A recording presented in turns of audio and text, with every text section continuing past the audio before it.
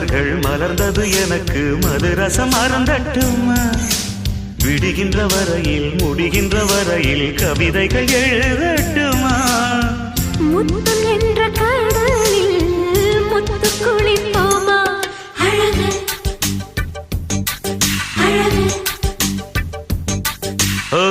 நீ நடந்தால் நடையழகு அழகு நெருங்கி வரும் இடையழகு அழகு வேலெறியும் விழியழகு